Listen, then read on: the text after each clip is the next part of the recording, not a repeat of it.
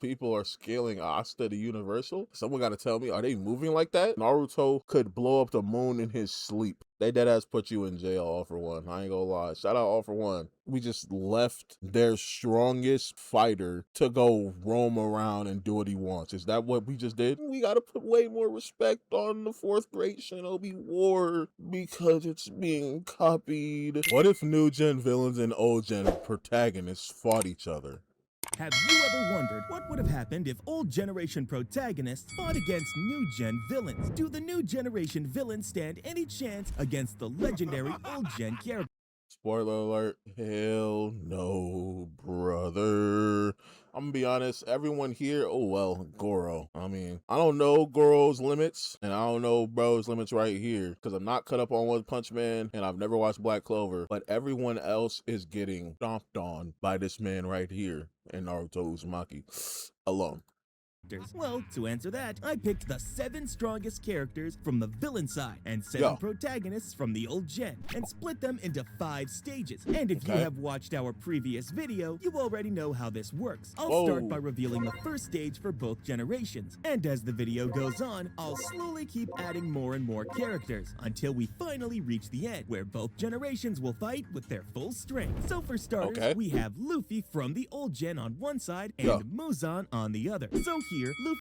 I mean, Muzan's fast, but he's not, I don't think it matters. Like, I don't think he's fast enough for Luffy, especially a Gear 5 Luffy. Like, we're seeing Luffy do incredibly crazy things in these recent episodes of One Piece. So like, yeah, compared to a guy who's essentially just fighting humans. I'm not gonna lie, you're fried, buddy. He steps in with Gear 5 from the start, and Muzan enters in his strongest form as well. But the question is, I forgot that they're going to spoil me, but I've already kind of been spoiled on the ending of Demon Slayer a little bit, so it is what it is. I ain't gonna lie. Does Muzan even stand a chance? On paper, he's terrifying. He's got near immortality, insane regeneration, poison, unpredictability, and much more. And to be honest, in his own verse, Muzan is the peak of fear itself. But when you put him against Gear 5 Luffy, that becomes impossible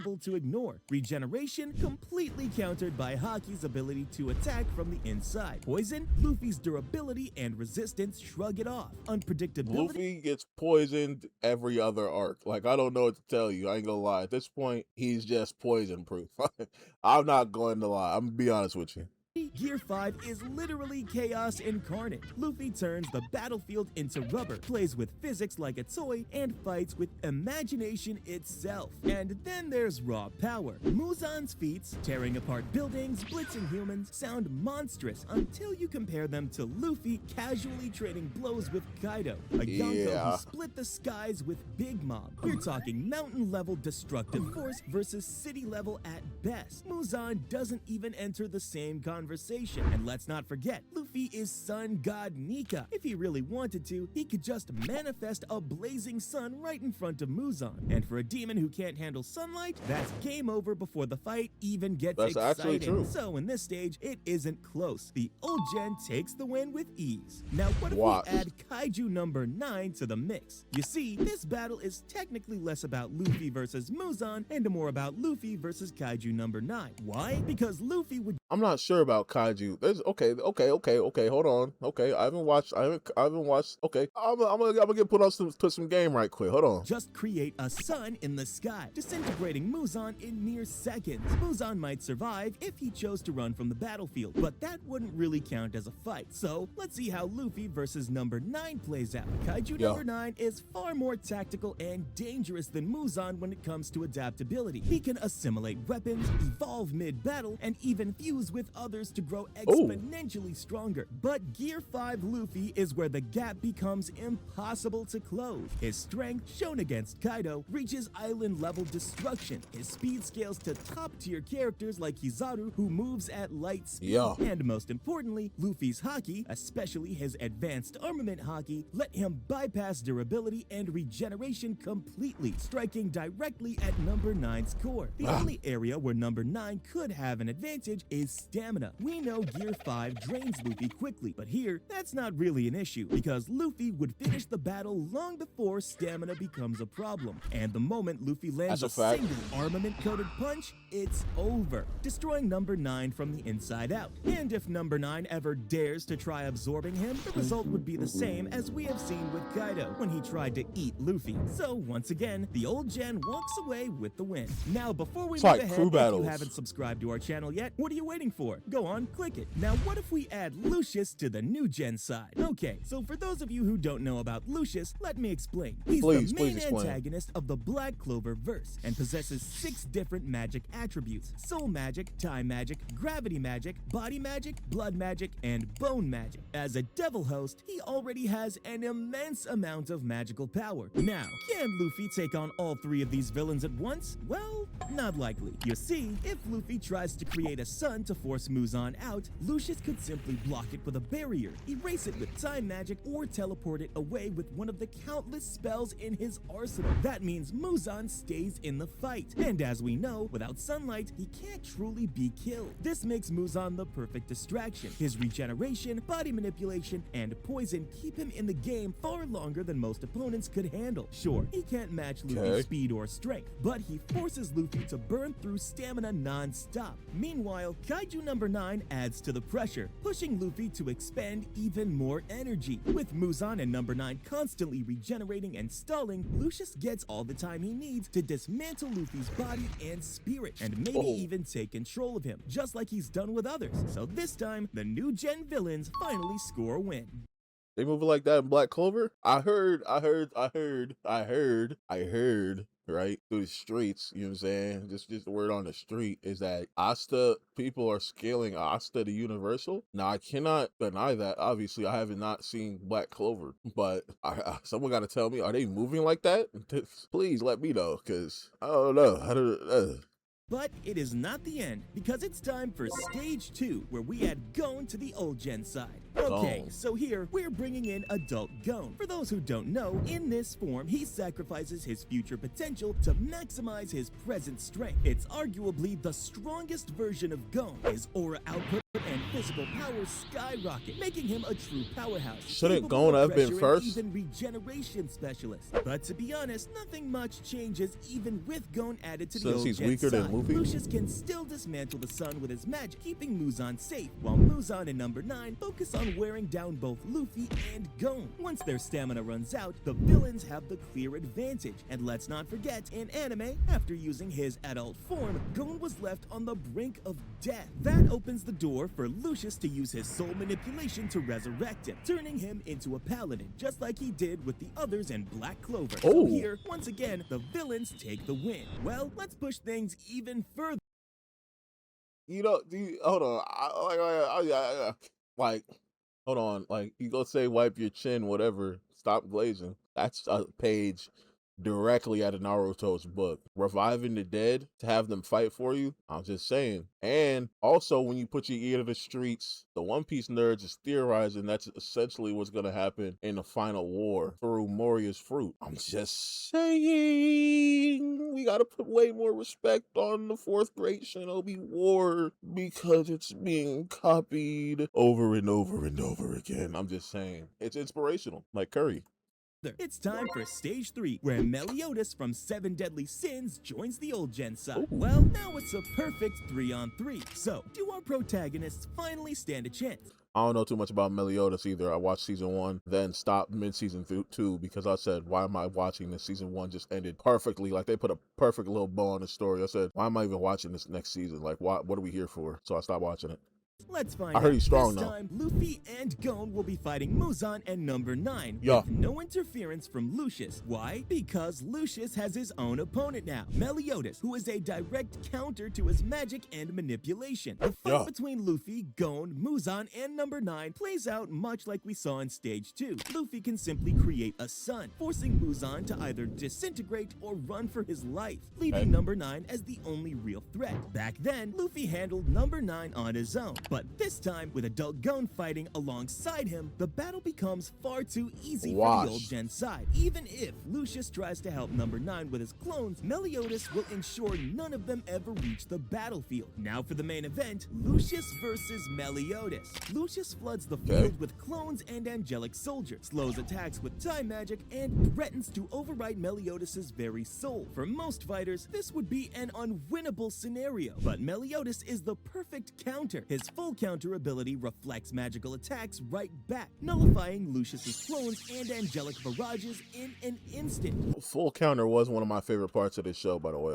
I love that move, I ain't gonna lie. Lucius may try to manipulate time for an edge, but Meliodas' demonic resilience and sharp battle instincts keep him in the fight. The real danger is Lucius' soul magic, capable of rewriting essence itself. Yet Meliodas' demonic core, resistance to curses, and sheer willpower make him far less vulnerable than Luffy or Gon, even when Lucius unleashes everything. Combining time slowing, clones, and angelic hacks, Meliodas still has the tools to overcome him. Of course, after such a large-scale battle, Meliodas would likely be drained and unable to fight further. But for now, that So, someone gotta answer me this. Lucius sounds overpowered. Can he beat Gear 5 Luffy one-on-one, though? That's what someone gotta tell me. I need to know that. I need to know the info. Cause yeah, Lucius sounded tough. Everything listed out for him. But I'm just saying, like, have we seen the things Gear 5 Luffy can do? Like, I don't know. I need some like feats from Lucius, something that he's like done, and like something to give me like some type of range of how strong he is. Like someone please. doesn't matter. This time, the old gen secures the win. Next, let's add Sukuna to the villain side. Now with Sukuna entering the game, the dynamics of this battle shift dramatically. It's nothing like the fight we just saw, because this time, Meliodas isn't only up against Lucius, but also the King of Curses himself. Previously, Meliodas acted as the perfect counter to Lucius, using full counter to repel his magical assaults. But with Sukuna on the field, everything changes. His cleave and dismantle techniques can slice through almost anything, bypassing conventional durability, and his immense cursed energy grants him devastating area of effect destruction. Combined with Lucius's time magic slowing the battlefield and his clones adding constant pressure, Meliodas quickly finds himself outnumbered and overwhelmed. Meliodas' durability and demonic power let him stand his ground for a while. He manages to reflect some of Lucius's spells and even trade blows with Sukuna, but So when you say for a while, and then we still talk about how the other fight that's going on is a wash. I feel like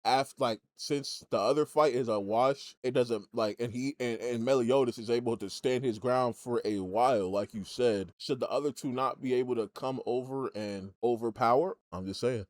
Sukuna's versatility, especially with domain expansion, prevents him from relying on full counter alone. With two top-tier fighters pressing him at once, Meliodas can't destroy Lucius's clones fast enough before they scatter and assist elsewhere. Meanwhile, Luffy and Gon try to repeat the strategy we saw earlier, but this time, Lucius's clones interfere, with Meliodas locked. What? Wow. What? Okay, I guess you'd have a little more wiggle room to send some clones. Okay. Down by Sukuna and original Lucius, no one is left to stop the clones. They swarm Luffy and Gon, cutting off their momentum, preventing Luffy from creating a sun and forcing. And how strong are these clones? How durable are these clones? Are these like shadow clones? Or are these like actual body doubles? Or are these like, you know what I'm saying? Like, are these like, you know what I'm saying? Are they weaker or are they the same strength and durability? Both to burn through stamina until they collapse. So in this stage, no matter what our protagonists try, the villains secure the win. But we're not done yet, because it's time for stage 4, where things get even crazier. This time, we're adding Ichigo, Natsu, All for One, and Makima to the battlefield. Alright, this battle. I don't know what Makima can do, but brother. Adding Ichigo, Natsu, All for One, and Makima. You gave them Ichigo. Is it not over? Is it not a wash? It's not a wash? To the battlefield. They gave Ichigo and Natsu. That just to sprinkle a little Natsu on there. Just cause like, oh, well, I don't even think they needed Natsu. Alright, this battle's about to be epic. But hey, if you haven't subscribed yet, now's the perfect time to hit that button. Here's how the matchups break down. Luffy and Gon face Muzan, number 9, and All for One. Meliodas fights against Lucius. Sukuna takes on Ichigo. And Natsu steps up against Makima. From everything I know about every character on here, it's just not. I'm pretty sure this is a wash. I'm pretty sure this is getting cleared out. This, I don't know. I watched 17 episodes of Fairy Tail, and the animation was so bad when he would use his move, and like anytime it was like a fire move where he would use it, and the whole background would change and turn into like this fiery mess, and it would literally scratch my eyes. So I stopped watching the show. And I never watched Chainsaw Man, so I don't know what Makima can do. I think her abilities aren't like strength based. I think they're like hacks based. And then we already seen Meliodas win this. And then this is the same 2v2, which they washed, but with All for One. I think they still win. This is a wash. I don't know. And Meliodas. Starting with Meliodas and Lucius, this one plays out much like Stage 3. With Yeah. Sukuna out of the picture this time, Meliodas is free to focus solely on Lucius. His full counter continues to repel Lucius's magical assaults, preventing any clones from slipping away to interfere with the others. Eventually, Meliodas defeats Lucius, but just as before, he burns through everything in the process, leaving him completely drained and unable to lend a hand elsewhere. Now over to Luffy and Gon versus Muzan, number 9, and All for One. Muzan, same story as always, running for his life under Luffy's son. Number 9, shut down by Luffy's advanced armament hockey, just like before. That leaves All for One as the real threat. With I'm sorry. countless quirks, his versatility is impressive, but when I'm about to say you're not hanging with this. You're not hanging with this duo. it comes down to raw power, he's simply outmatched. They deadass put you in jail, All for One. I ain't gonna lie. Shout out All for One. They put you in jail though. Like, well, jail isn't crazy for villains because you got to think about Impel Down. Impel Down is jail, and they held some of the most dastardly of all time. So yeah, I'll give it to you. I'll give it to you. But still, you're not hanging with these guys. Luffy's hockey bypasses his durability, and Gon's brute strength pounds away at his defenses. Remember, even Kaido couldn't make Gear 5 Luffy flinch, so how would All for One? Eventually, against two peak shonen MCs, he collapses. With that, Luffy and Gon are free to support the others. Meanwhile, we've got Natsu Dragneel versus You gotta talk to me Makima. on this one. On paper, Makima's control powers and contracts are terrifying against humans, but Natsu isn't human. He's END, a demon created by Zeref and powered by Dragon Slayer magic. That makes him immune to her manipulation. Her psychological control, contracts, and even her name-based killing ability won't work here because Natsu isn't bound by human laws of sacrifice. As a demon-dragon hybrid, he stands completely outside her system, which means Makima's hacks falls flat, and Natsu's destructive firepower burns her down. And then there's the battle everyone is waiting for. Ichigo versus Sukuna, the Shinigami We're not waiting against for the this. king of We weren't waiting for this one. I ain't gonna lie. We were not. This is a wash. curses. Sukuna summons Mahoraga to adapt to Ichigo's attacks, while unleashing his domain expansion, Malevolent Shrine, to shred the battlefield with cleave and dismantle. Ichigo is forced onto constant guard as the environment itself is torn apart. But Ichigo is no stranger to overwhelming odds. He's fought transcendent beings like Aizen and Yawatch, and he's the perfect counter to someone like Sukuna. Ichigo activates his true Bankai. His sheer speed and devastating Getsuga Tensho overwhelms Sukuna's domain. Being a Shinigami with Hollow and Quincy powers makes him spiritually superior, allowing him to cut through cursed energy constructs with ease. Even Mahoraga can't keep up. Its adaptation fails against Ichigo's hybrid powers and sheer dominance. Finally, Ichigo unleashes his ultimate Getsuga Tensho, striking directly at Sukuna's true essence, cutting him down in a single decisive slash. And with that, the stage ends in clear dominance. The old gen takes the win. But what if we add Naruto to the old gen and Cosmic Goro to the new gen side? That's what I'm saying. I don't know. You don't want. I'm just keep it a buck. You don't want to know how strong I think Naruto is. I would just keep it like that. Especially this Naruto, we're gonna find out real soon how strong Baryon mode Naruto is because they're about to drop a 300-page Boruto data book, and we're gonna find out exactly how strong this Naruto is. A couple pages already leaked, and I ain't gonna lie, they're saying that the fight with him and Sasuke versus Jigen or Ishiki, they said that hoe was shaking dimensions, dead ass. So I don't know. We're gonna find out exactly how strong this man is. So based off of those things, I'm saying but like I said, I'm not caught up. I've seen some crazy panels involving Goro, but other than that, I can't really speak on it. I don't know. Next. Okay, before anyone comes at me saying Gato isn't really a villain, but more of an anti-villain, you're absolutely right. But since he played the role of a villain during the Monster Association arc, we're going to include him here. And with Gato stepping onto the battlefield, the dynamics of this fight shift just based off what I seen from those panels, and I watched another video of his from this guy, and he kind of hold Naruto in a light. I'm pretty sure he's gonna like Naruto's hold here. I'm gonna be honest with you.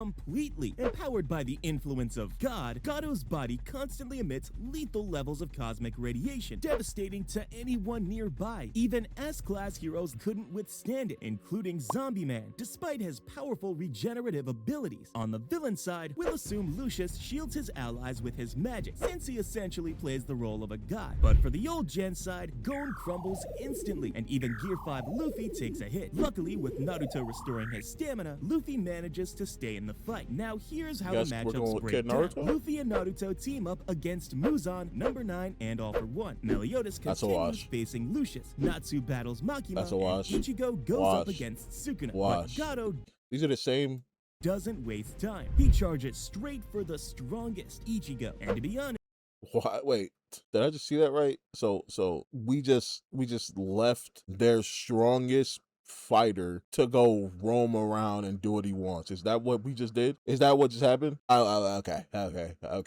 it's a disaster for Ichigo. While Sukuna however you want to let him win. For him, the addition of Gato changes everything. Empowered by God, Gato can copy Ichigo's attacks and scale them right back at him. Add in his cosmic radiation, infinite adaptability, and martial instincts on a godly level. I will say, once you throw that cosmic word in there, shit gets a little devious. I'm not going to lie. And the fight turns impossible. Ichigo finds himself in a brutal 2-on-1. Sukuna attacking from the sides while Gato matches him blow back shots. What was that? Replicating his energy slashes. Before long, Ichigo is overwhelmed and struck down. Just so you know, it was said that if Gato and Saitama's punch had landed while they were on Earth, the planet would have been completely destroyed. That's the scale we're talking about here. So this time, Ichigo loses. I mean, it's like that's like just destruction, and like this is what I'm saying though. Like I don't want to put a glaze back out the bag, but I got to pull the Krispy Kreme out right quick. When we talk about like that, it's like just destroying the planet. It's like I feel like I've seen crazier stuff in the panel, so maybe he's not doing it justice, but like it would just destroy the planet, like brother, and Criminy Christmas Christ, like Naruto, like it takes the chakra from 112 random ninja and Naruto to destroy the moon, right? I'm just pure scaling, because you just said their punch would have destroyed the planet. Sure, if 112 average ninja and Naruto can muster up enough strength, enough chakra to blow up the moon, what do you think Naruto can do? This is what I'm saying. This is where it gets devious. To blow up the moon, 112. Now take the chakra that those 112 ninja have and line it up next to all of the chakra Naruto has. What does that tell you? That tells you Naruto could blow up the moon in his sleep, theoretically, if we're basing it off the random 112 ninja that we don't know any of the names of. Average ninja. So, when you put it in perspective like that, it sounds like blowing up a moon is a joke to Naruto. And it sounds like by just using logic and simple deduction skills, sounds like blowing up a planet wouldn't be anything else to him as well. Even if he may not have a planet busting attack, his attack potency is clearly far beyond that level. So I don't know. Meanwhile, Luffy and Naruto have little trouble wiping out Muzan, Number 9, and One for All. They then move to join Meliodas against Lucius, helping him avoid burning all of his stamina in a solo fight. But they aren't the only ones reinforcing the battlefield, because after defeating Ichigo, Gato joins Lucius, and Sukuna. And we're talking about all of these, you know what I'm saying, Lucius helped like boosted his stats. What do you think Naruto's doing? Naruto's giving everyone a Kyuubi cloak. Naruto's boosting his team too, because why would he not? You gotta think about these things. shifts over to assist Makima. From here, it's straightforward. But I also don't know exactly what Naruto he's using. He showed like 3 different Narutos. So like I don't know what's going on here.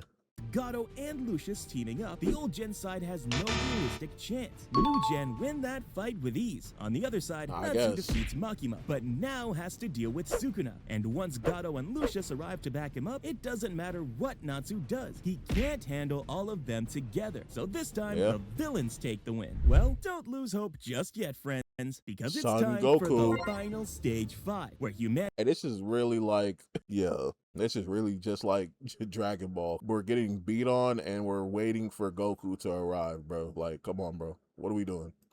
Humanity's greatest savior, Goku, joins the old gen side, and this time it's an all-out war. Sensing how dire the situation has become, Goku wastes no time. Instantly taps into Ultra Instinct, his aura radiating across the battlefield like a beacon of hope. Meanwhile, Gato, always seeking the strongest opponent, locks eyes with him. Their paths collide, and the clash of monsters begin. That means in this stage, Gato faces Goku head-on, while the rest... Like I said, based upon the panels I seen, I got a take on this, but it'd be very wild and reckless and incorrect of me to say without having done the research. So I'm gonna keep it in the tuck. Well, not even really this, but I'm saying a different variant. I'm talking about like if you matched up Goku versus Saitama. My take is Goku versus Saitama. Saitama wins literally just because he's a gag character. I'm not gonna lie. Like his gag is to win the fight and what with one big punch. So that's narratively what's gonna happen every time. So I don't know. It's like so if he sees Goku in front of him, he's that's basically his win con. Like literally, he cannot lose based off that fact. Goku don't have a gag like that. Goku's not a gag character. You know what I'm saying? We've seen Goku lose, right? Of the matchups remain the same as in stage 4. The only difference, Gon succumbs to the radiation, leaving the others to carry on. Now, let's be real. Goku isn't having an easy time here. Gato fights almost like a Saiyan himself. Every blow, every counter only makes him stronger. The longer the fight goes on, the faster he adapts, inching closer to Goku's level. Before long, he's even pushing Ultra Instinct to its limits. But here's the twist. Because Gato is locked in a duel with Goku, he doesn't have the chance to back up his allies like he did in and the now the previous boys stage. are getting That washed. Changes everything. Lucius falls. By Ichigo, by the future king of the pirates, by the 7th Hokage. Sukuna is cut down. Number 9 is erased. Makima and All For One are defeated. And Muzan, he's hiding in a corner, never daring to step into the light. On the other side, the old generation stands tall. Thanks to Naruto's support, nearly all of them are fighting at full stamina. Naruto blazing in Baryon mode, Luffy in Gear 5, Ichigo unleashing his final Bankai, Natsu burning hotter than ever in Dragon Force, and Meliodas wielding his full demonic might. So now the question is, can Gato truly stand against all of them? You see, as overwhelming as Gato is, even his godly evolution has limits. One-on-one, maybe he could push Goku to the edge, but against the combined might of the entire old generation, Gato simply cannot stand alone. And that's it. Nothing more needs to be said. The old generation claims this ultimate victory. Click on this video next, where we rank the strongest duos in every anime series. Okay, tough. Obviously, didn't agree with everything, but I don't think I'll ever agree with anything in a video about multiple anime characters from different universes fighting each other. WVIT.